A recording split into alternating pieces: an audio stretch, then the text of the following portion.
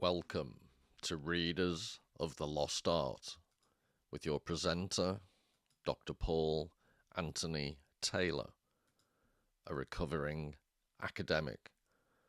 And the title of today's talk is Prince Andrew and Pablo Picasso, Inside the Minotaur's Mind. The Minotaur is within, reminder of unspeakable desire. Here is the labour and inextricable wandering of the house. But Daedalus, taking pity on the queen's great love, himself unravelled the traps and windings of the building, guiding blind footsteps with a thread. Virgil, the Aeneid, Book 6. What Theseus battles in the maze is the Minotaur, the man-beast, and in the successive labyrinths of the Aeneid, the monster within can never be slain once and for all. All humanity is double, hybrid, all are potentially minotaurs. Penelope Reed Doob, The Idea of the Labyrinth. If all the ways I have been along were marked on a map and were joined up with a line, it might represent a minotaur. Pablo Picasso. Well, hi everybody, and here it's quite a famous photograph now. It's become quite meme-like. Andrew, formerly known as Prince. And I want to pursue this angle of the concept of the Minotaur, so I'll explain it in detail as we go along. But the parallels or the links that immediately came to mind when the whole Prince Andrew scandal broke were, to me, the idea that he's royal offspring. As we'll find out, the Minotaur was the son of a queen. He's bovine, Prince Andrew, in other words, cattle-like. I'm trying to find a polite way to say thick. And in an incredibly dark way, with the whole Epstein Files and the Epstein scandal, he was supplied with adolescents to predate upon at regular intervals, as was the Minotaur in the Greek myth. And there's a wider significance, so you can think of the labyrinth, and there's so much to say, so what I'll propose to do today is look at the direct links with Pablo Picasso and his particular art. But the more general concept of the labyrinth, it's a metaphor for life. It's this idea that we're trapped within this maze-like structure, and when we find our way to the very end, as in death, that's the only release. So that's one really cheery interpretation. But also the Minotaur, the animal, the beast within the labyrinth, stands for desire, as you could see from the early epigraphs. And that's an interesting thing, the dark side of humanity, which Prince Andrew and Jeffrey Epstein obviously represent. And to a lesser extent, Pablo Picasso, he had a dark side, as do we all, but he was able more than most people to express it in an incredibly artistic and just... I'll probably today overuse the phrase genius, because I think Picasso was an absolute visual genius, and this will come through. So I will be showing you lots of examples of associations I made with this Prince Andrew scandal and Pablo Picasso's engagement with the concept of the Minotaur, which he was obsessed with throughout his career. So this is... I just find it really... it's obviously quite disturbing, but I'm trying to translate from the French. I think the literal translation from the French is Minotaur caressing with his muzzle the hand of a sleeping woman, would be a completely literal translation. But the association you can make with, the picture in the thumbnail of Prince Andrew on his hands and knees, obviously something's happened to this poor girl. So the connotations to me were quite obvious. But then this whole Prince Andrew and the way we're looking at the scandal stemming from the Epstein Files, it also made me think of this Gustave Doré. I'm I've done videos before in the past on the channel. I'm borderline obsessed with Gustave Doré. But this is from the Inferno, Dante's Inferno, Canto 12.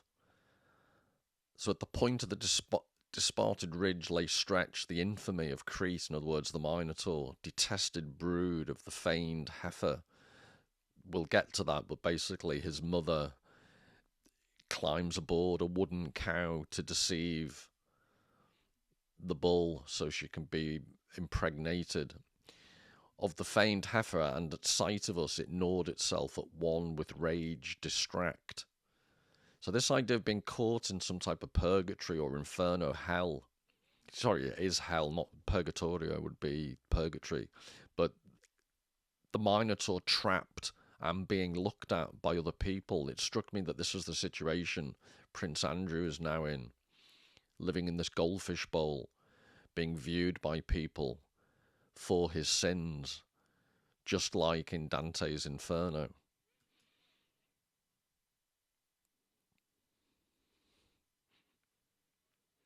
And then to some extent, you'd hope there is some payback for people like Prince Andrew from the victims. So this is The Wounded Minotaur from 1937 from Picasso. And I just think it's evocative because you've got the female, knowing what we now know about the whole Epstein scandal and Prince Andrew. I think there's a clear association with the victims looking on at this wounded beast. And then one thing to think about from the get-go, the Minotaur is incredibly evocative, and I'll be tracing all the various reasons for that. But one of the most obvious reasons is it's just so primeval. So some of the earliest cave paintings humankind has produced, you get this representation of, I suppose the modern term would be toxic masculinity, but basically primal masculine energy, an animal beast. And this is in the depths, talking about labyrinth. These caves where these paintings were made were deep in the heart of a mountain through these labyrinthine underground caverns.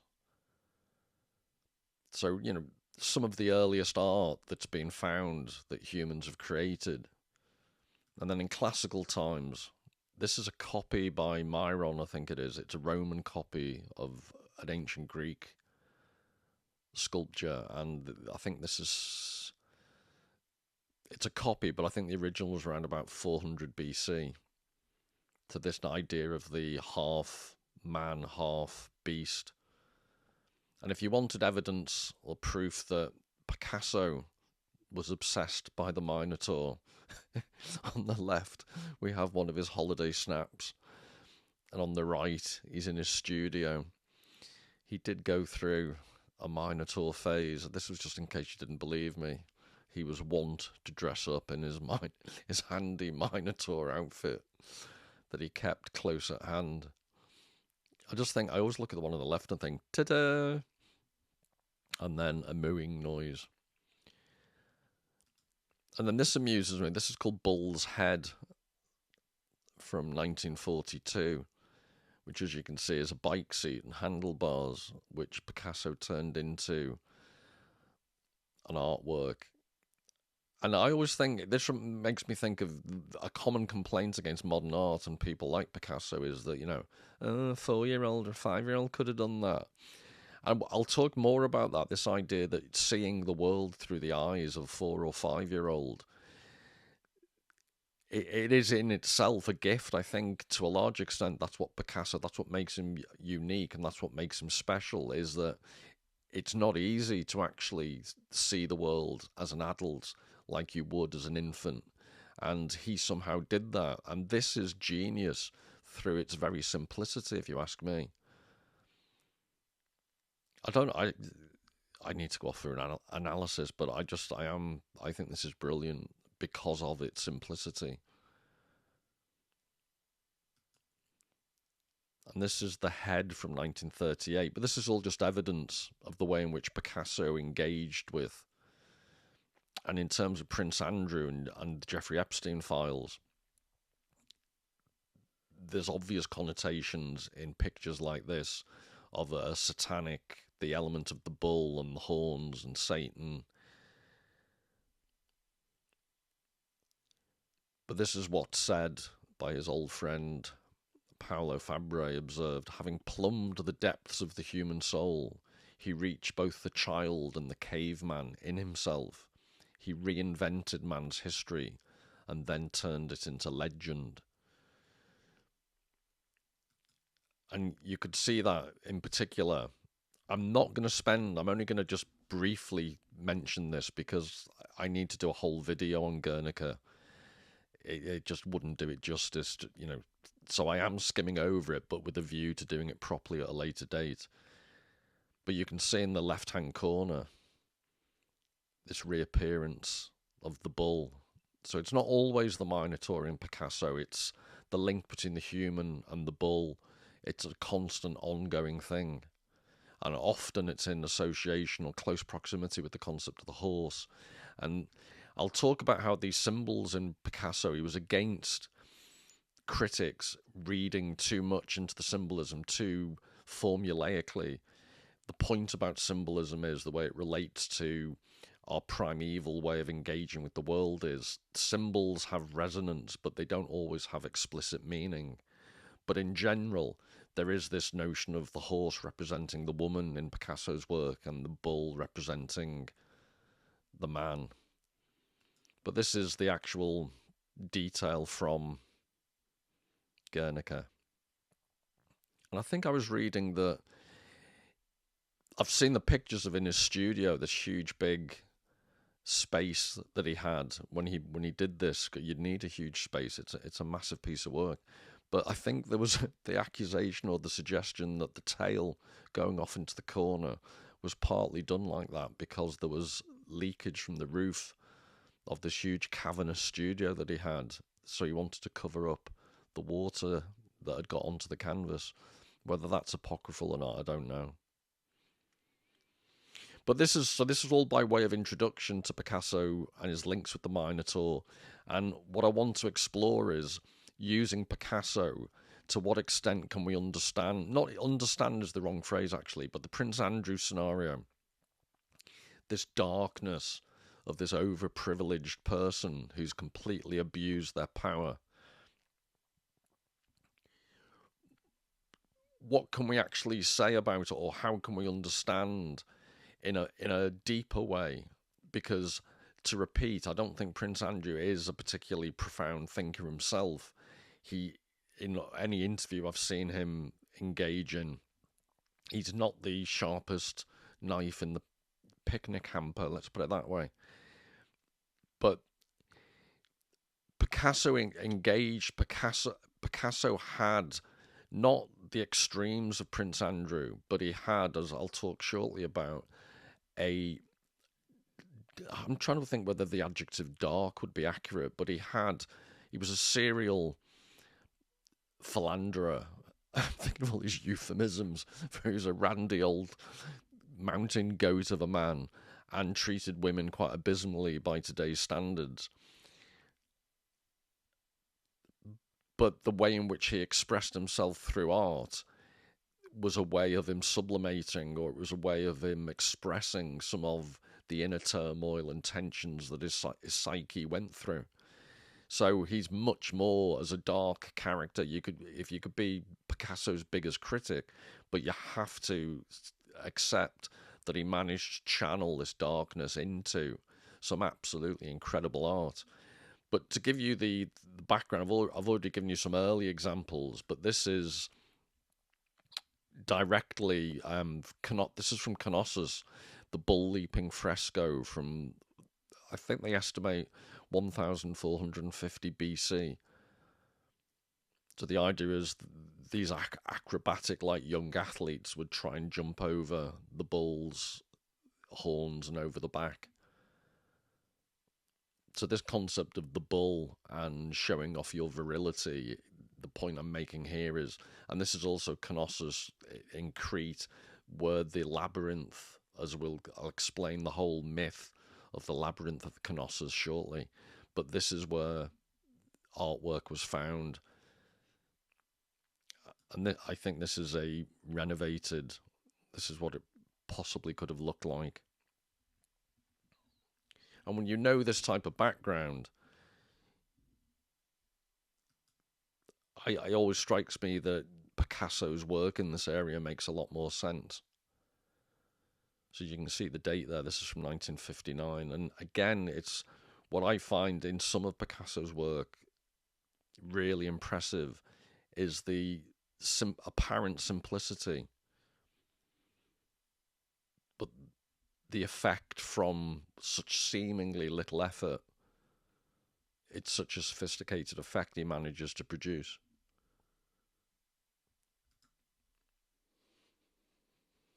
But I'd suggest this isn't a million miles from the fresco at Knossos.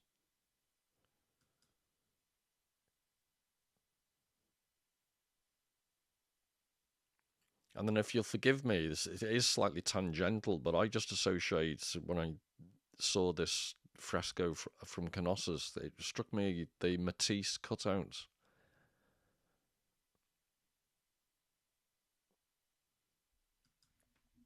And this is La Danse in 1910 from Matisse. And again, forgive me, I just saw the influence or that made the association.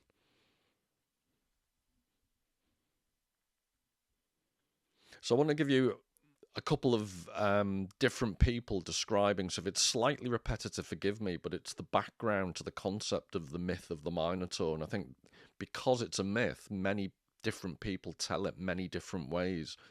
So I'm giving you at least two versions just to give you some of the background. So this is from Eleanor Gadon. The myth of the Minotaur is an ancient one, a tale of lust and betrayal that has its origins in prehistoric Crete. Once, when King Minos wanted to offer a sacrifice, Poseidon, the king of the sea, sent him a dazzling white bull who stepped out of the waters as the intended victim. Minos, much taken with his prize, decided to keep the white bull for himself and sacrificed another in its place, thereby outraging Poseidon. To punish Minos, the god had Queen Pasiphae develop a consuming passion for the animal. A clever palace architect, Daedalus, fashioned a model of a cow out of wood in which he concealed the queen, enabling her to satisfy her erotic desire for the bull. Out of this unnatural union, a monster was born, the Minotaur, with the head of a bull and a human body. Daedalus, it said, built the complex labyrinthine structure beneath the palace to hide the monster and his mother from the world.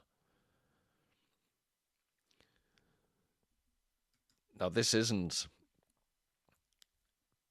that particular story, but this is to show, this is a fresco at Pompeii showing Europa and Zeus. So it's contemporaneous with Ovid. But the idea here is this is one of the founding myths of Europe. This is the idea that the nymph Europa was abducted by Zeus in the form of a bull. So violent abduction and the figure of the bull is right at the heart of the earliest European mythology.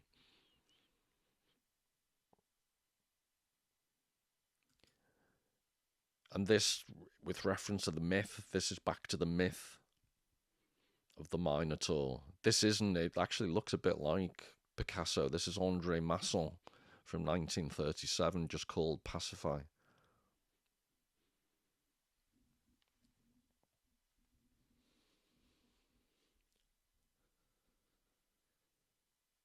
So to continue with Gadon's description of the myth, according to the Greek version of the legend, Athens, which was then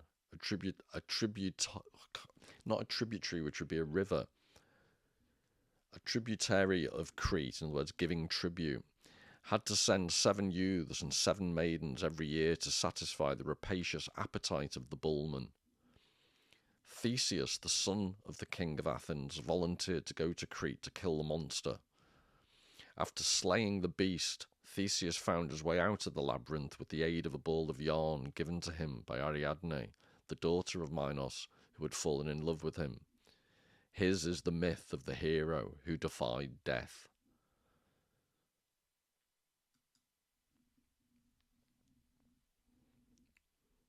And this is Picasso from 1936. Minotaur is wounded, horse and personages. Quite a mouthful of a title.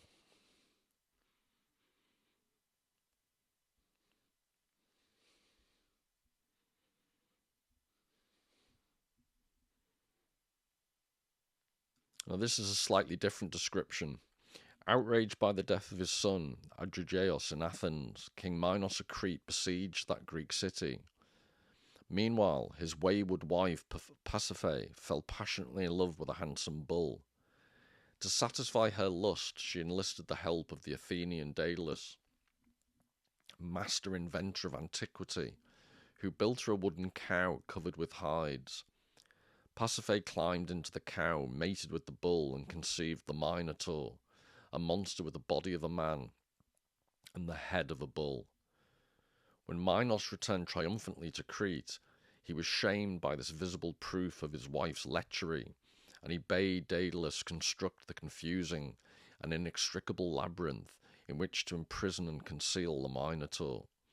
So bewildering were the maze's paths that even Daedalus could scarcely find his way back to the entrance.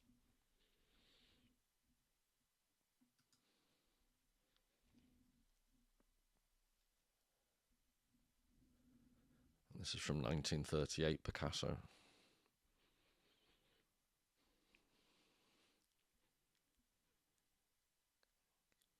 I think that's what you'd call a hairy coccyx.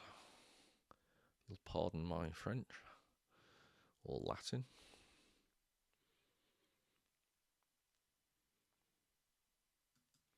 Every 9 years, or some say every year, and this is the thing about myths, they change and vary.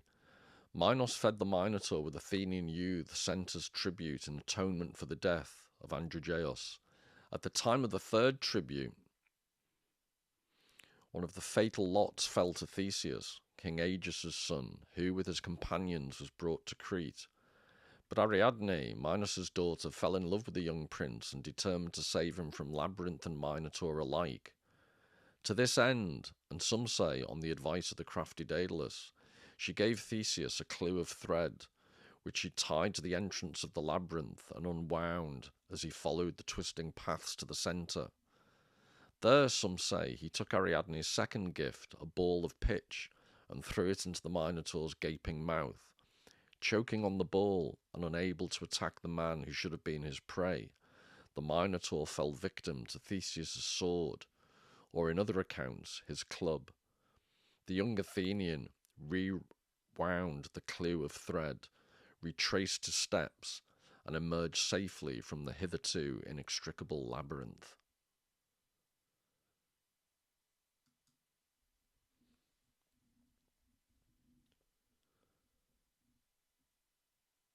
And this is called The Remains of Minotaur in a Harlequin Costume from 1936, Picasso.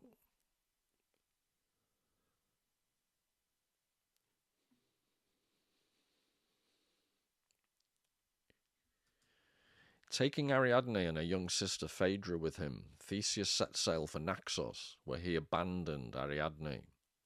Moved by her plight, the god Dionysus consoled her, transforming her crown into a constellation. Theseus and his companions sailed on to Delos, where they performed a labyrinthine dance in celebration of their escape from Crete. But Theseus's triumphant homecoming to Athens turned to tragedy. He had promised his father, Aegeus, that if by some miracle he escaped the labyrinth, he would replace the black sails on his ship with white ones. Having already forgotten Ariadne, Theseus was equally forgetful of his promise to his father. The black sails remained aloft, and the distraught Aegeus hurled himself into the sea. And that's where we get the Aegean Sea from, the phrase.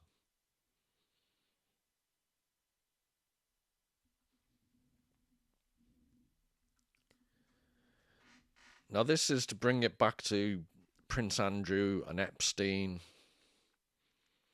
and the whole Epstein Files and what they've allowed us, what's been uncovered, what they've allowed us to realise was going on.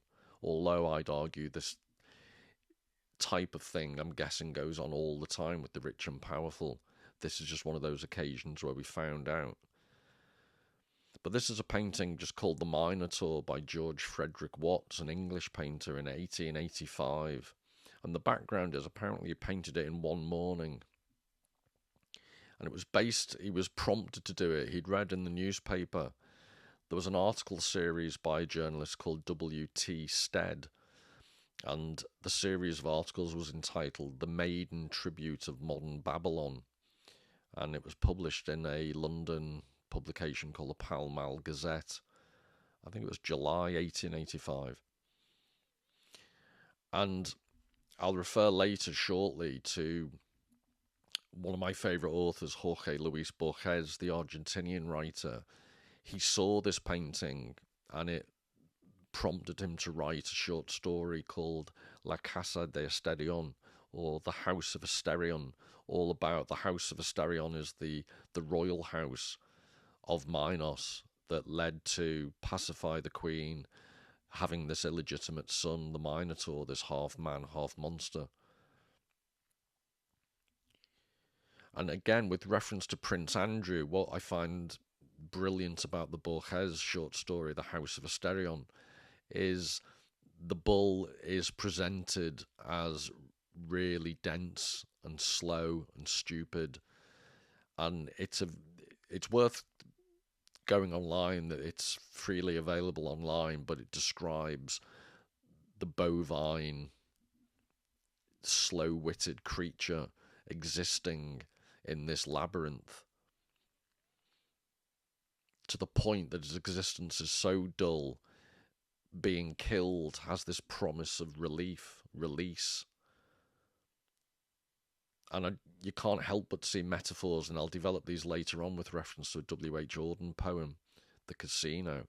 But this idea of part of the myth of the Minotaur is, yes, it's an evil hybrid monster that destroys adolescent youth, but also it's a victim both in terms of being trapped, and you've got to think of the House of Asterion, the House of Windsor, the parallels, and the idea that members of the royal family to some extent are born into this labyrinth, this weird mix of a labyrinth and goldfish bowl. And the Prince Andrew parallels seem to match very well, in the sense that he did seem, or does seem, particularly slow-witted, and he has this dark side, this predatory side. And in this particular painting, the labyrinth is referenced by the sharp angles of the stonework that you can see. If you look about 40% of the way up, there's a little white sail on the horizon. That's the idea. That's the ship bringing the fresh victims, the tribute.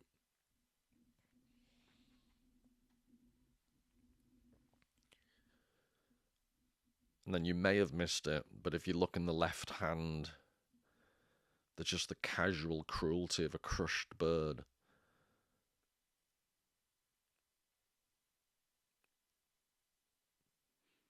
And why George Frederick Watts painted this, in this Pall Mall Gazette article, The Maiden Tribute of Modern Babylon, it was about the abuse of children in London. And in one case, the journalist described, I think it was how he bought a 13-year-old girl from her mother to demonstrate the type of thing that was going on in London at the time.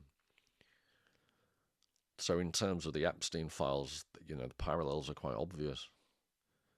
But I just think it's a haunting depiction of the power, masculine, ox-like power, casual cruelty in the left hand, just crushing the bird because that's all that's available to kill and harm before the fresh victims arise. And just the hint, the sterile labyrinth of the stonework. And I mentioned in the Borges short story, there is this implication, or there's the development, not an implication, there's the development that the minotaur is a dull creature. And this is a quote from The House of Asterion. "The fact is, this is the minotaur speaking, I am unique. I am not interested in what a man can publish abroad to other men. Like the philosopher, I think that nothing can be communicated by the art of writing." I think that's a reference to Plato, who had a bit of a thing about writing. "Vexation and trivial minutiae find no refuge in my spirit, which has been formed for greatness.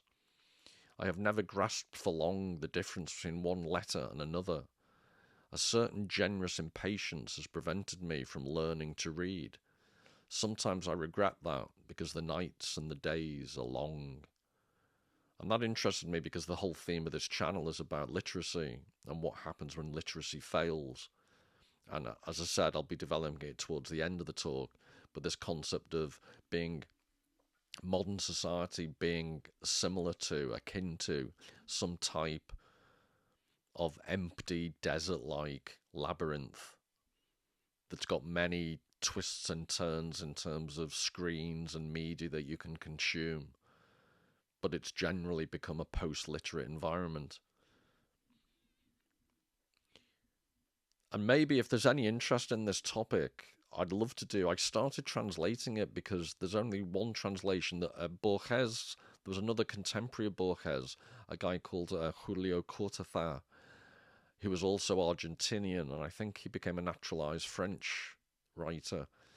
And he also wrote about the Minotaur in a play called Los Reyes, the Kings. And there's only one translation, which I honestly don't mean to be mean, but it's awful. So I started translating it with my high school Spanish, and I've done 2/3 of it. And it's an interesting play because it adopts the unusual perspective that the Minotaur is the most sympathetic creature, and King Minos is actually this autocratic, bad person. So it inverts the usual empathy that's felt in the myth. And Ariadne tries to help the Minotaur. But with reference in this, Borges talks about reading and writing, the art of writing. I just thought this was interesting to point out. That alpha, the very first letter, in the Romanized alphabet at least, that's the origin of how it developed from the bull's horns.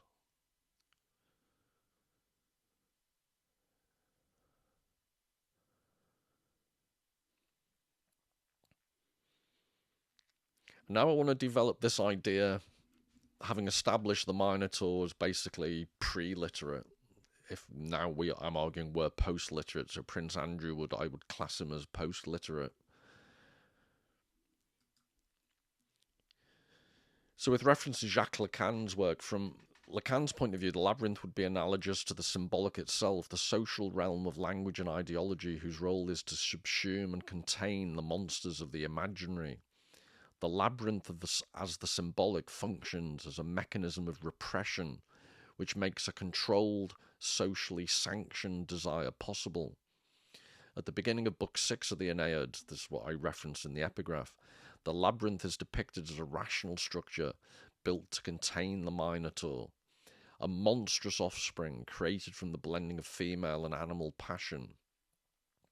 It simultaneously holds within itself that which is dangerous to let out, and keeps out those who would try to probe too deeply within and fall prey to monsters better left undisturbed. And this is a 2nd to 3rd century AD mosaic.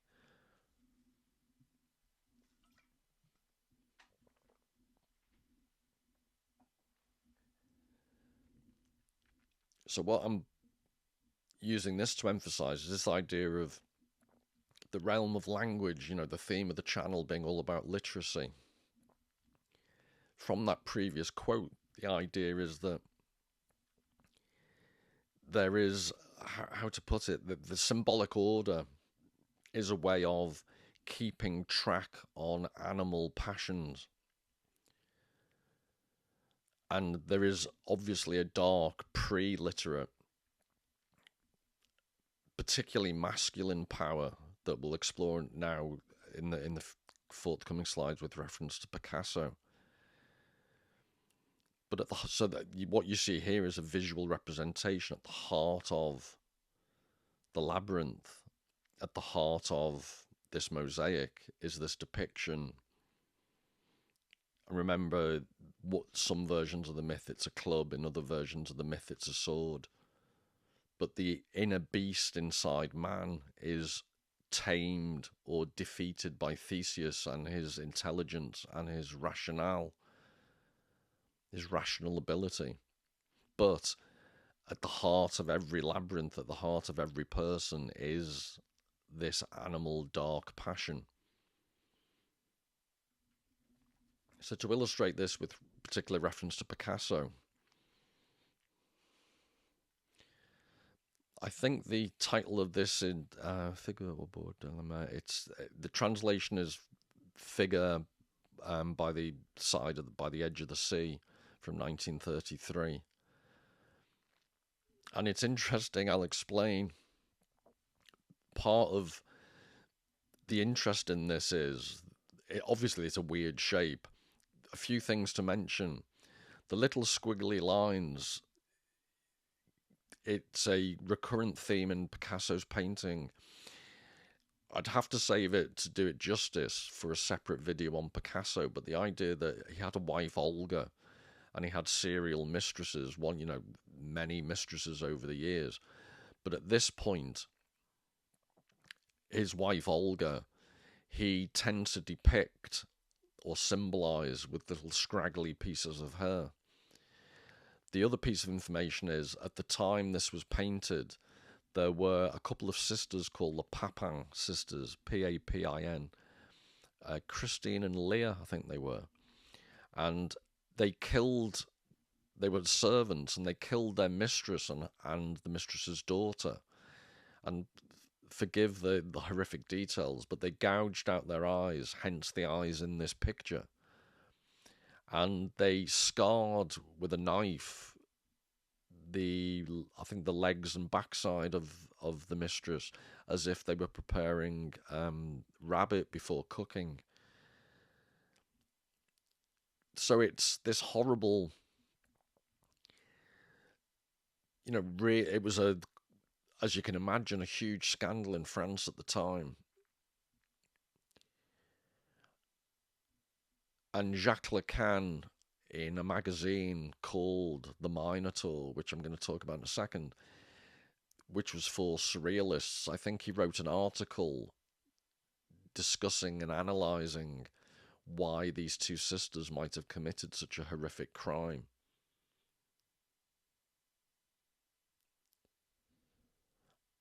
But Picasso took umbrage, he disagreed with Lacan, and this is Kahnweiler was a art dealer, so Picasso told Kahnweiler that the Papins had done what everyone wanted to do but lacked the courage. If the sisters were deranged, this was Jacques Lacan's argument, they were just mad as a box of frogs. If the sisters were deranged as Lacan thought, Picasso asked, what becomes of tragedy then? And the great sentiment, hatred. Today's psychiatrists are the enemies of tragedy and of saintliness. And saying that the Papin sisters are mad means getting rid of that admirable thing called sin. So this is where the concept of the Minotaur and Picasso's idea of the darkness within us, the dark passions, at least according to Picasso, the idea is that these are the great emotions that allow great evil, but also great art. And this idea, the psychiatrists are the enemies of tragedy and of saintliness. It's a theme I'll be developing in future with reference to different authors like Philip Reith, but there's a school of thought that we live in a therapeutic culture where everything becomes the object of therapy, and human responsibility for both great saintliness and great evil are taken away from us. And with reference to the Epstein Files and Prince Andrew, I think that's one of the motivating factors why people are so transfixed and fascinating. There's obviously a human story with reference to Daedalus. There's the Icarus thing of Prince Andrew went too close to the sun. The hubris took over. He thought he was untouchable. But there's also just this more general idea of the generalized concept of tragedy, evil. The whole Epstein files have allowed us to re-engage with it in a society that has become so, there's a therapeutic excuse for everything. But I think there are very few people would go to bat for Prince Andrew or Jeffrey Epstein on the therapeutic route. Oh, they had a bad childhood, that excuse. These were incredibly privileged and incredibly rich people. So not that there's ever excuse for what they did, but there's even less. You can't psychoanalyze a defense for them. And I think that's why it's one of those rare occasions in modern society where we allow ourselves to actually confront true evil as evil. But as an artist, I think Picasso was much more readily willing to go to dark places. And this is one of the things he's getting at. What happens in a society when the dark places are shut off by therapy all the time? But this is a portrait of Olga from 1920. And I'm just showing you this so you can get a hint of where the scraggly depiction of hair comes from.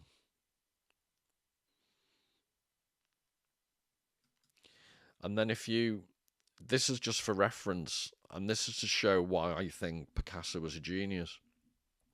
This is called The Death of Marat. And it's 1793 by Jacques-Louis David.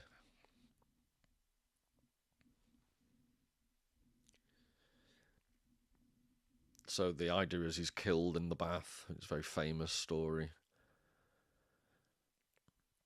And then the psychodrama in Picasso's love life, Olga, the wife, and his various mistresses.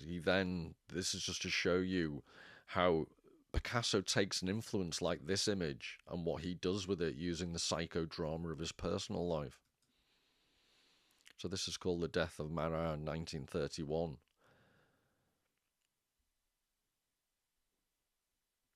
And I know I have an odd sense of humour, but I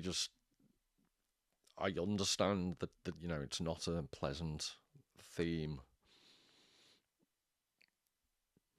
But apparently Pablo and me, sharing the same first name, also share to some extent a similar aesthetic sense of humour.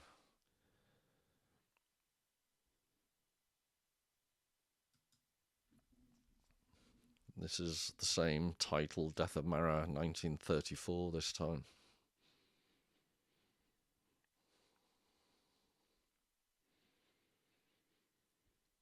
So I'm going to come back to Picasso, and I'm going to keep using him as illustrations, but I wanted to also engage with the poetry of Ted Hughes, who was married to Sylvia Plath, who sadly took her own life. She was very disturbed over various issues. But this is just to show Picasso's made these type of pictures to do with his wife's anger, quite justified anger at the fact he was basically mountain goating around. Whereas it was much more complex with Ted Hughes and Sylvia Plath. But he writes this poem called The Minotaur.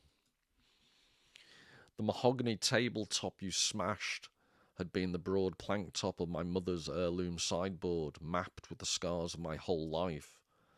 That came under the hammer, that high stool you swung that day, demented by my being 20 minutes late for baby minding. Marvellous, I shouted. Go on, smash it into kindling. That's the stuff you're keeping out of your poems. And later, considered and calmer. But just sorry to break the flow of the poem, I should have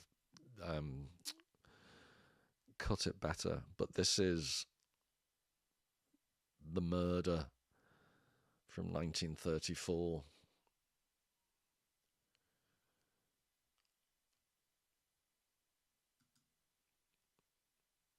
And this is a different version.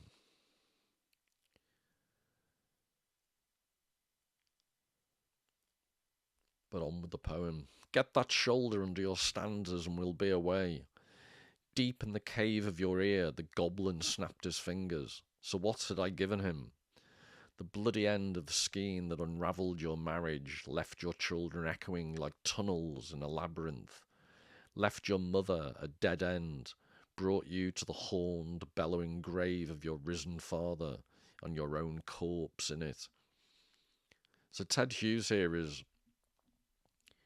he makes the direct comparison like tunnels in a labyrinth. The bloody end of the skein, the ball of thread, the red thread that Ariadne gives to Theseus in the labyrinth. All these references.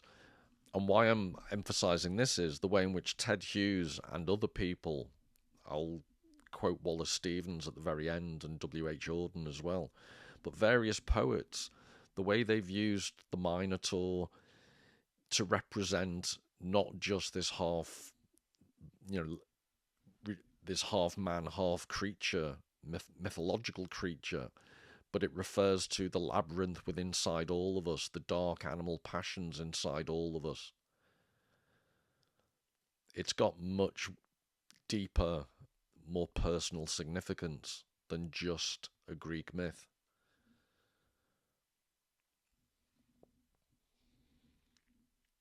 And it's interesting, this is the front, a maquette, I think that you'd call this, from 1933. This was they started a magazine, the Surrealists, and Picasso designed the cover.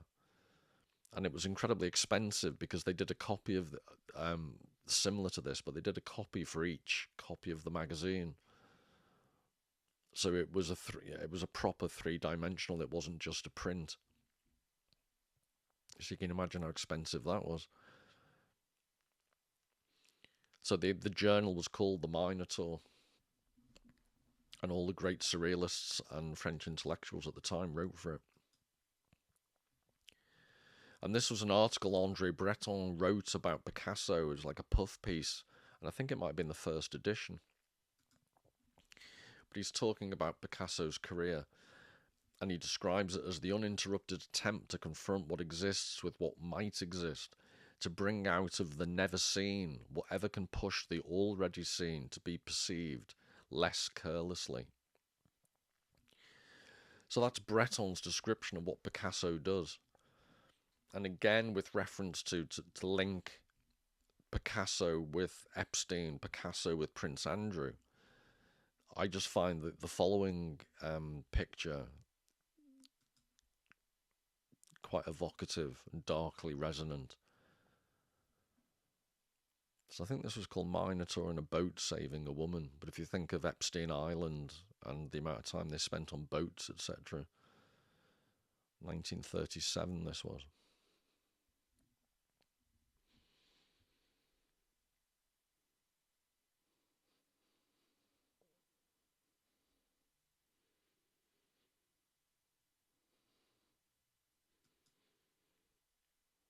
And this is just called Minotaur and Woman from 1937.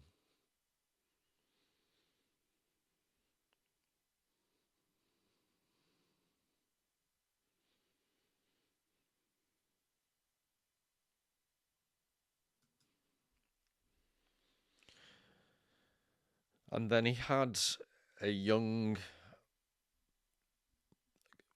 woman stroke girl of, she was 17, Marie-Therese, and she was 17. I think he was, I'm trying to work it out, do the maths quickly. I think it was, he was born 1881, and I think he met her in 1927. I think he was 45. And I think the way the calendar worked is 45. I appreciate there's the maths there was 46, but I'm pretty sure he was 45. Getting on for 46 when he met her. So obviously a massive age difference. But this is a series of paintings to do with bulls, minotaurs, and the face of Marie-Therese.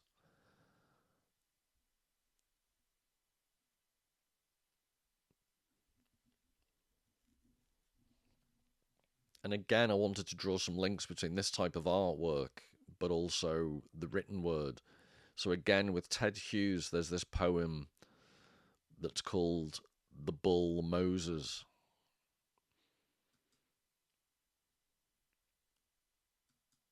I hoist up and I could lean over the upper edge of the high half door, my left foot ledged on the hinge, and look in at the buyer's blaze of darkness, a sudden shut-eyed look backward into the head.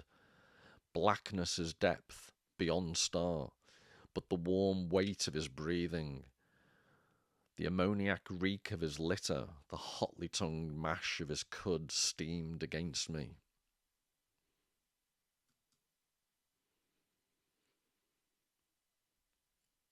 This is Picasso, Dying Bull, 1934.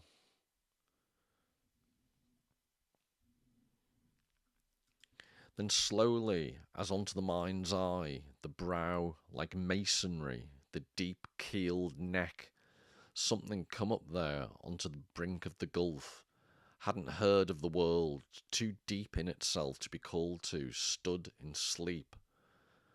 He would swing his muzzle at a fly, but the square of sky where I hung, shouting, waving, was nothing to him.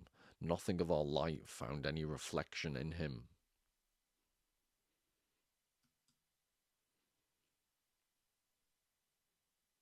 This is The Bull, 1945, again Picasso.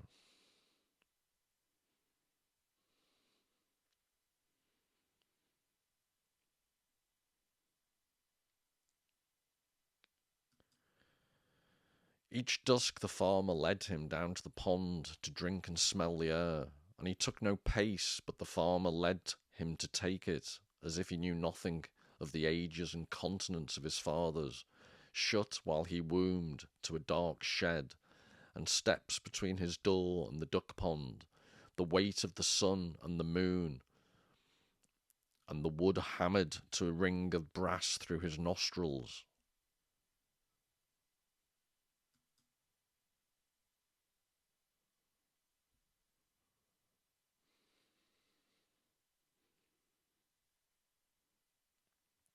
This is called Fight Between a Bull and a Horse, 1933-4.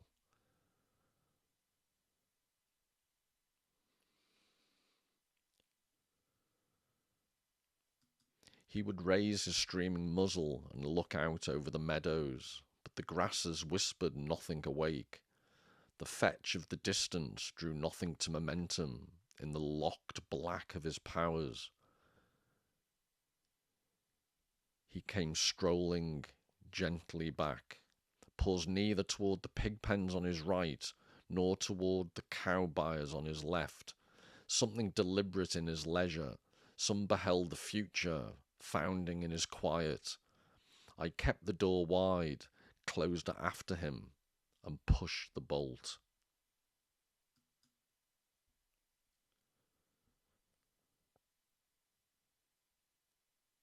The Minotaur from 1933.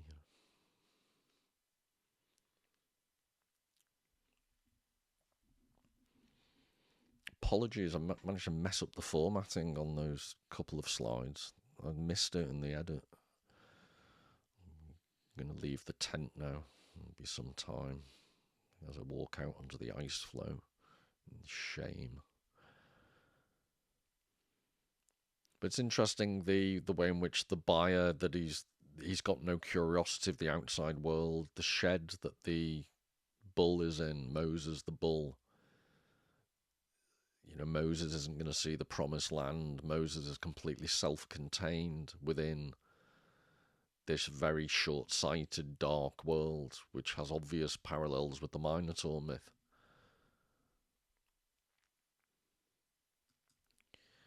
According to the ideological currents of those years, the Minotaur was a symbol of unconscious impulses. He's talking about Picasso's years, the 1930s.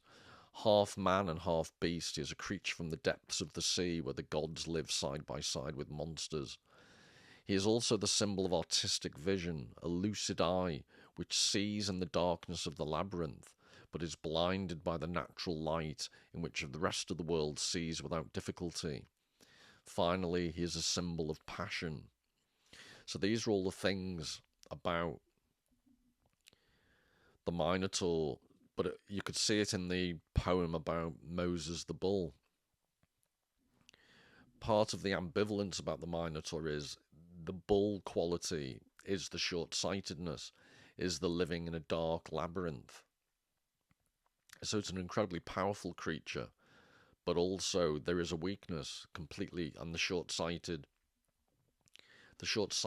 the myopia, is literal and metaphorical. And in terms of artistry, Picasso saw this about himself. He had amazing artistic sight, which I believe in Andalusia, where he was from, was it Malaga he was born? But he was from the region of Andalusia, and they had a folk wisdom that said that your eyesight, your ability to see, was almost like a form of sexual prowess. So he was very conscious, to repeat, Randy Old Mountain Goat was Pablo Picasso. But he also he saw it was both a visual artistic eye that he had, but also it was being in touch with your inner animal passions and the combination that creates great art. So in order to be a truly great artist, you have to stop seeing with your eyes to some extent and see what's deep within the darkness, is the idea. And that's why I think Picasso was so taken with this idea of the Minotaur, the power and the vulnerability. And I'm showing you this. This is an entrance to a mine. An adit, it's called ADIT. So the technical term is an adit. It's referred to in the poem I'm about to show you. And it's a poem that's about Sylvia. It's again by Ted Hughes, but it's about Sylvia Plath's father, who was called Otto. And he died when she was 8. I think he had lung cancer, but it was he also had, before he died of lung cancer, he went to the doctor and had a foot infection. I'll give you all the gory details. It turned out to be a diabetic problem, but the foot had gangrene, so he had his foot amputated, and not long afterwards he died. So all of this, for an 8-year-old, you can imagine, was incredibly traumatic. And she wrote a poem called Daddy, which is very famous and quite controversial because she uses imagery and ideas. She presents herself as a victim from the Holocaust. And I think was it George Steiner, the critic, referred to it as the Guernica of poetry. So it all ties together in a way. But anyway, don't forget, add it, horizontal entrance to a mine with the obvious connotations of the labyrinth. So a picture of Otto, Ted Hughes. You stand there at the blackboard, Lutheran minister Moncay, your idea of heaven and earth and hell, radically modified by the honeybees' commune. He did research, the Father Otto, into honeybees. A big shock for so much of your Prussian backbone, as can be conjured into poetry, to find yourself so tangled with me, rising from your coffin, a big shock to meet me face to face in the dark adit, where I come looking for your daughter. You had assumed this tunnel your family vault. I never dreamed how occult our guilt.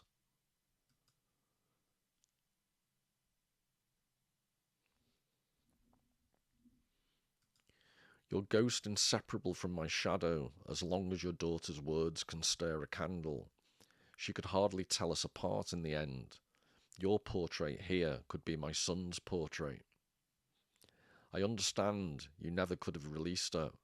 I was a whole myth too late to replace you. This underworld, my friend, is our heart's home. Inseparable, here we must remain. Everything forgiven and in common. Not that I see her behind you, where I face you, but like Owen after his dark poem, under the battle, in the catacomb, sleeping with his German, as if alone.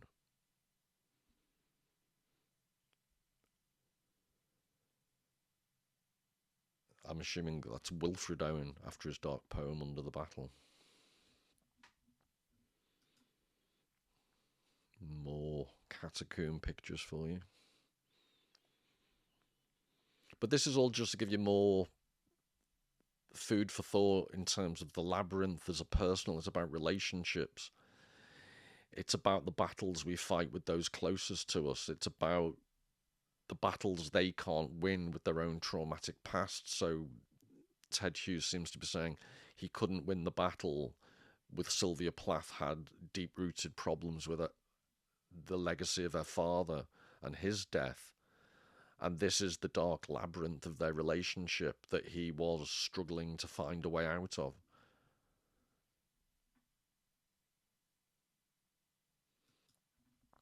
But just to develop the catacomb imagery, this is Picasso's Still Life with Bull's Skull, 1939.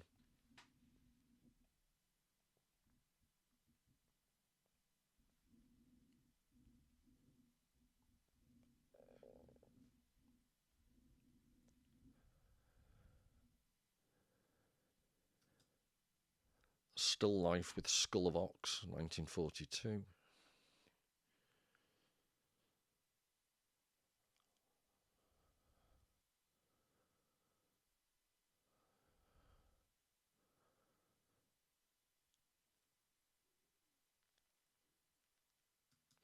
So this Francois Gillot quotes Picasso on what happened when the two women in his life, Marie-Therese Walter and Dora Maar, insisted he choose between them. And this is why, better be careful how I phrase this, but he's not going to win any awards, Picasso, for being, woke personality of the year.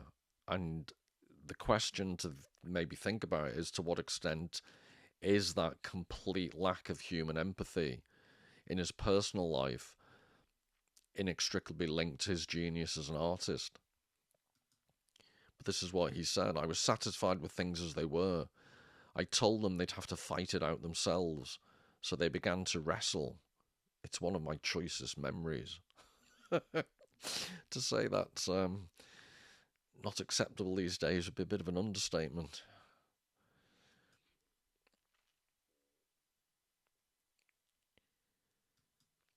So when his works of the early 30s are discussed, the useful phrase, the Marie-Therese period, evokes something far more specific than, say, the Surrealist period.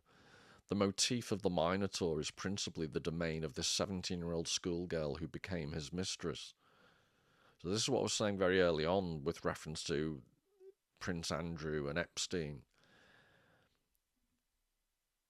That it's I'm not excusing Picasso for a second, but it is interesting that he had this relationship that by modern standards would be deeply inappropriate, but it was so artistically productive, and it stands in opposition to the much more craven, much more abducting, kidnapping, trafficking type element of the Epstein Prince Andrew scenario, allegedly in Prince Andrew's case. I hasten to say, for my lawyers.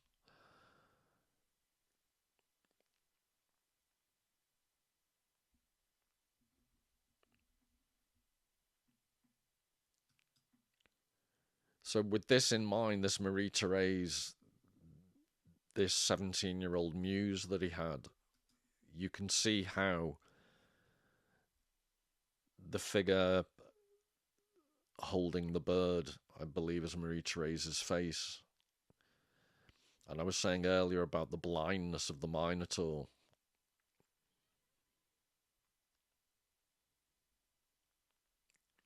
So this would take a video or two to go into depth and some of the significance of all these. But I just wanted to give you it's called The Blind Minotaur Guided by a Girl in the Night, 1934.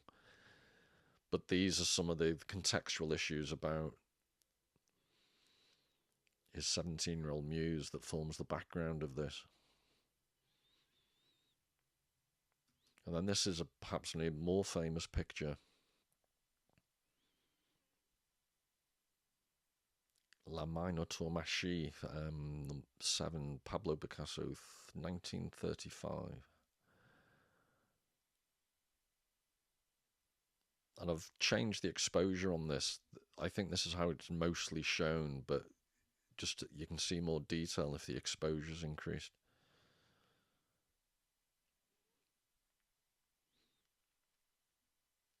And this would take too long to do it justice, but just quickly, the Minotaurs going forward, the girl, again, Marie-Th&eacute with the light, the woman on the back of the horse. I mentioned the horse symbolism and women. There's the character that looks like Jesus going up the ladder. It's about religion going away or religion not being present.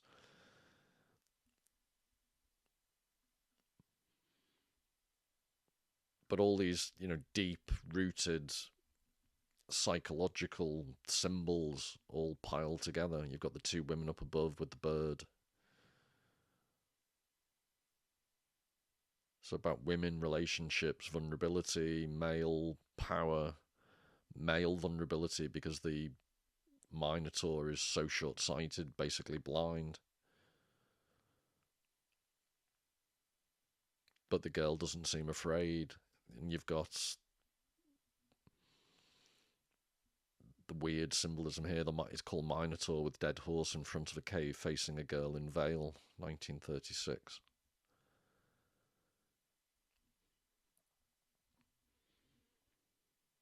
So I won't dwell on these because I think I'm going to spend more time in future. But this was just to give you some of the symbolism, the darkness, what some of all this, not what it means, but what it resonates with.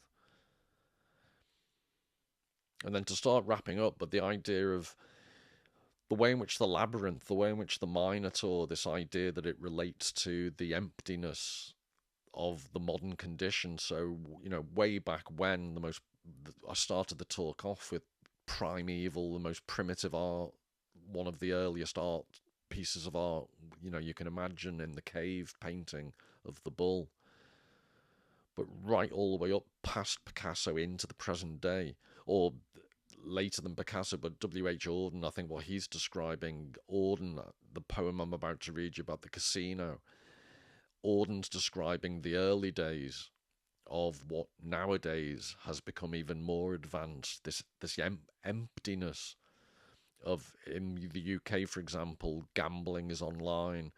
Gambling is just a metaphor, but it's the emptiness of people's spiritual life or their intellectual life in the environment of somewhere like a casino. The few times I've ever been in a casino, I find them uniquely empty, vacuous, deathly places. But again, I'm suggesting the casino, as Auden interprets it, has a much wider significance for society at large. So only their hands are living, to the wheel attracted or moved, as deer trek desperately towards a creek, through the dust and scrub of a desert, or gently as sunflowers turn to the light. And as night takes up the cries of feverish children, the cravings of lions in dens, the loves of dons, gathers them all, and remains the night, the great room is full of their prayers. To a last feast of isolation self-invited, they flock, and in a rite of disbelief are joined. From numbers all their stars are recreated, the enchanted, the worldly, the sad. Without calm rivers flow among the holy living, quite near their trysts, and mountains part them, and birds deep in the greens and moistures of summer sing towards their work. But here no nymph comes naked to the youngest shepherd. The fountain is deserted, the laurel will not grow. The labyrinth is safe but endless, and broken is Ariadne's thread. As deeper in these hands is grooved their fortune, lucky were few, and it is possible that none was loved, and what was godlike in this generation was never to be born. So that's one miserable... I just like the comparison of the casino environment with the concept of labyrinth and the mention of Ariadne. And just to quickly give you a similar, this is the Labyrinth poem by Jorge Luis Borges, and I say my translation, I couldn't find I just think personally, what do I know, but there are problems with some of the translations out there, so I just adapted slightly, and this is what I came up with. Zeus could not entangle the nets of stone that encircle me. I have forgotten the men I was before. I follow the odious path of monotonous walls, that is my destiny. Severe galleries that curve themselves in secret circles to the end of time. Parapets cracked by the usury of the days. In the pale dust I have deciphered signs that I fear. The air has brought to me in the hollow evenings a bellow or the echo of a desolate roar. In the shadows I know there is another, whose destiny is to tire out the long solitudes which scheme and unknit this Hades, and crave for my blood and to devour my death. We search for each other. If only this was the last day of waiting. So again, it's the emptiness. And it made me think of Prince Andrew. And to some extent, the whole Epstein, the more you read, the more you learn, the more vacuous these people were. The shallowness, you know, their idea of basically taking advantage of trafficked people without any genuine relationship, just the absolute abuse of power, position, and the ability, you know, they're doing what they did because they could. It's just, you know, spiritually, morally, completely desert-like, to use some of the imagery that was quoted earlier on. And you do wonder to some extent, if only this was the last day of waiting. It's because they have no inner resources or no inner ethics. They're just wasting time before the end. But just to end on, I'm going to do more on this guy Michael Urton, because he wrote this book, The Maze Maker, but he's much better known as an artist. Not that he's particularly well known, but he's an artist who is absolutely intrigued by the concept of the labyrinth, and a lot of his art refers to it. But The Maze Maker is a novel that he wrote, and this one quote I picked out, which I think describes, it's very appropriate to Prince Andrew. Knowing that the line of Minos must survive, and that his queen had born a monster who could not wear the bull mask of royal ritual because it already wore the head of a bull, he had calmly imprisoned this grotesque and innocent pretender to his throne, who would not have been capable successfully of pretending even to humanity, let alone a throne. I just think it's amazingly apposite to the situation that describes Prince Andrew's scenario he now finds himself in.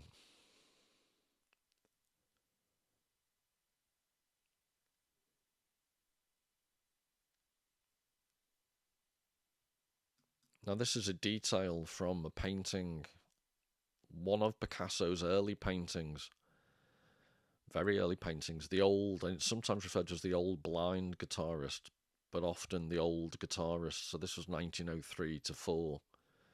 And notice the blindness, the lack of sight. But this is the final poem I'm going to quote you. It's not even, it's just one short canto, Canto 19, from Wallace Stevens, The Man with the Blue Guitar, that was obviously heavily influenced by the Picasso painting. that I may reduce the monster to myself, and then may be myself, in face of the monster, be more than part of it, more than the monstrous player of one of its monstrous lutes, not be alone, but reduce the monster and be. Two things, the two together as one, and play of the monster and of myself, or better not of myself at all, but of that as its intelligence, being the lion in the lute, before the lion locked in stone. And this is the full painting,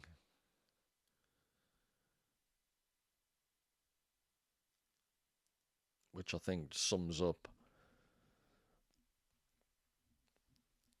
Picasso's obsession with, it was right there at the very beginning of his career. The blindness, the monster, and its inextricable link to the artistic process.